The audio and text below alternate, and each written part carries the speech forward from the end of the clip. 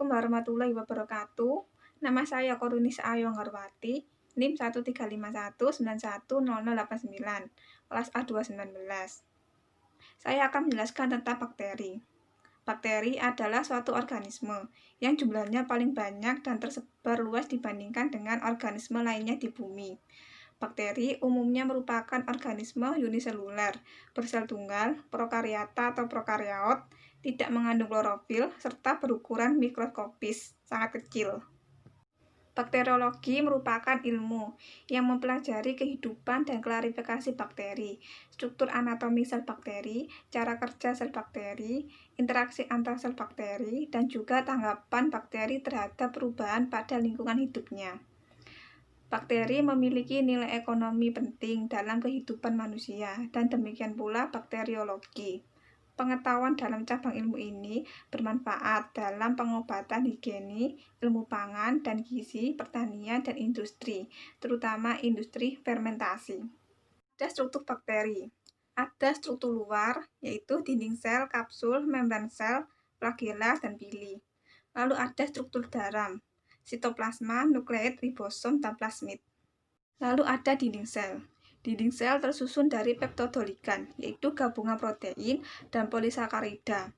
Ketebalan peptidoglykan membagi bakteri menjadi bakteri gram positif bila peptidoglykannya tebal, dan bakteri gram negatif bila peptidoglykannya tipis. Lalu ada membran sel. Membran sel tersusun atas lemak dan protein yang bersifat semi-permeabel, yang berfungsi untuk mengatur keluar masuknya zat ke dalam sel. Lalu ada sitoplasma. Sitoplasma merupakan tempat berlangsungnya reaksi metabolik. Lalu ada ribosom. Ribosom adalah organel yang tersebar dalam sitoplasma, yang tersusun atas protein dan RNA, yang berfungsi sebagai tempat terjadinya sintesis protein. Nukleid adalah nukleus semut tempat berkumpulnya DNA, kromosom bakteri, untuk mengontrol sintesis protein dan pembawaan sifat. Lalu ada plasmid. Plasmid berfungsi dalam rekayasa genetika sebagai vektor yang membawa gen asing yang ingin disisipkan pada bakteri. Kapsul atau lapisan lendir adalah lapisan di luar dinding sel pada jenis bakteri tertentu. Kapsul dan lapisan lendir tersusun atas polisakarida dan air.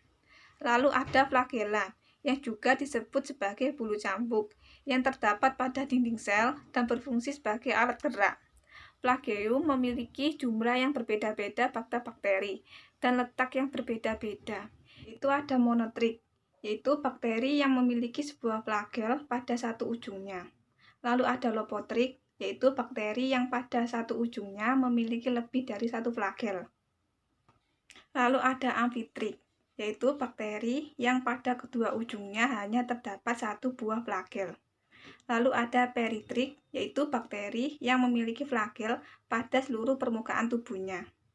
Pili merupakan rambut-rambut halus yang tumbuh dari dinding sel, mirip dengan flagela tapi ukurannya lebih pendek dan bentuknya kaku. Fungsinya adalah untuk membantu perlekatan pada substrat dan menyalurkan materi genetik pada saat konjugasi. Lalu ada mesosom, yang terbentuk dari membran sel yang tidak membentuk lipatan. Organel ini berfungsi sebagai tempat pemisahan dua molekul DNA dan berperan dalam pembentukan dinding sel baru antara kedua anak tersebut. Lalu, jika pada kondisi lingkungan yang tidak menguntungkan, misalnya kekurangan nutrisi dan air, suhu yang sangat panas atau sangat dingin, serta racun, maka sel bakteri akan membentuk endospora. Misalnya pada bakteri yaitu Clostridium dan Bacillus. Umumnya bakteri dibagi menjadi 3 golongan besar berdasarkan bentuknya, yaitu 1. Kokus. Kokus adalah bakteri yang berbentuk bulat seperti bola dan mempunyai beberapa variasi, yaitu ada monokukus, yaitu bakteri yang berbentuk bola tunggal. Lalu ada diplokukus, yaitu bakteri berbentuk bola bergandengan dua-dua.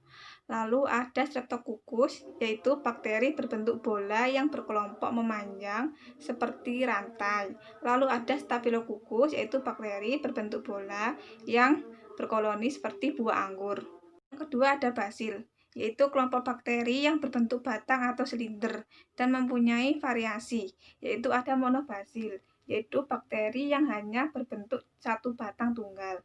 Lalu ada diplobasil, yaitu bakteri berbentuk basil yang bergandengan dua-dua. Lalu ada streptobasil yang bakteri berbentuk basil yang bergandengan memanjang berbentuk rantai. Ketiga ada spiral, yaitu bakteri yang berbentuk lengkung dan mempunyai beberapa variasi, yaitu ada bentuk spiral, yaitu golongan bakteri yang bentuknya seperti spiral. Lalu ada vibrio, adalah bentuk koma yang dianggap sebagai bentuk spiral tak sempurna.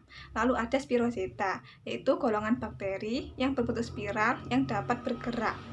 Ada mekanisme bakteri dalam menimbulkan penyakit, yaitu ada invasi, yang merupakan kemampuan dari bakteri untuk menyerang dan menyebar, dan ada toksogenitas, yang merupakan kemampuan dari bakteri dalam membentuk toksin. Lalu ada eksotosin yang dihasilkan oleh bakteri yang masih hidup, dikeluarkan dari tubuh bakteri ke sekelilingnya. Lalu ada endotoksin, yang merupakan bagian utama dari dinding sel bakteri gram negatif, dan toksin yang dihasilkan oleh bakteri-bakteri yang telah mengalami lisis atau setelah bakteri tersebut hancur. Lalu ada macam-macam bakteri berdasarkan sumber oksigen yang diperlukan dalam proses respirasi, yaitu ada bakteri aerob, yaitu bakteri yang menggunakan oksigen bebas dalam proses respirasinya. Lalu yang kedua ada bakteri anaerob, yaitu bakteri yang tidak menggunakan oksigen bebas dalam proses respirasinya. Dan berdasarkan kebutuhan terhadap oksigen, bakteri dikelompokkan menjadi 3, yaitu 1. Bakteri aerob obligat, yaitu bakteri yang hanya dapat hidup dalam suasana mengandung oksigen. Lalu yang kedua ada bakteri anaerob obligat, yaitu bakteri yang hanya dapat hidup dalam suasana tanpa oksigen. Lalu yang ketiga ada bakteri anaerob fakulatif, yaitu bakteri yang dapat hidup dengan atau tanpa oksigen. Berdasarkan cara memperoleh makanannya, bakteri dapat digolongkan menjadi 2 golongan, yaitu 1 bakteri heterototof. Bakteri ini hidup dengan memperoleh makanan berupa zat organik dari lingkungannya, karena tidak dapat menyusun sendiri zat organik yang dibutuhkannya. Lalu ada bakteri heterototof yang bersifat saprofit, yaitu bakteri yang mendapatkan zat organik dari sampah, kotoran, bangkai, dan juga sisa makanan. Lalu ada bakteri heterototof yang bersifat parasit. Bakteri ini merugikan baik pada manusia, hewan, maupun tumbuhan. Bakteri ini menyebabkan sakit atau patogen. Lalu ada bakteri autototof, yaitu bakteri yang dapat menyusun zat makanan sendiri dari zat anorganik yang ada. Dari sumber energi yang digunakannya, bakteri autototof dibedakan menjadi 2 golongan, yaitu bakteri fotoautotof dan bakteri kemoautotof. Ada bakteri fotoautotof, yaitu bakteri yang memanfaatkan cahaya sebagai energi untuk mengubah zat anorganik menjadi zat organik melalui proses fotosintesis. Lalu ada bakteri kemoautotof, yaitu bakteri yang menggunakan energi kimia yang diperolehnya pada saat terjadi perombakan zat kimia dari molekul yang kompleks menjadi molekul yang sederhana dengan melepaskan hidrogen. Ada perkembangbiakan bakteri. Bakteri berkembang biak dengan cara rekombinasi genetik dan membelah diri.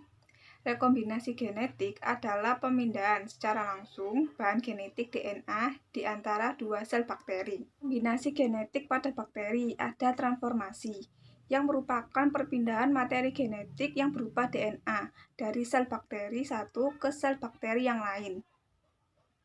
Lalu ada transduksi, yaitu pemindahan materi genetik bakteri ke bakteri yang lain dengan perantaran virus.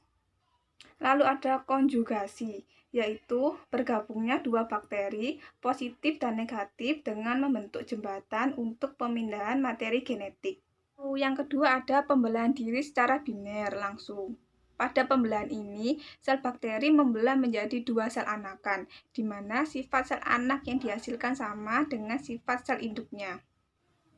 Sekian dari saya. Apabila ada kesalahan kata atau kesalahan yang lainnya, mohon maaf. Wassalamualaikum warahmatullahi wabarakatuh.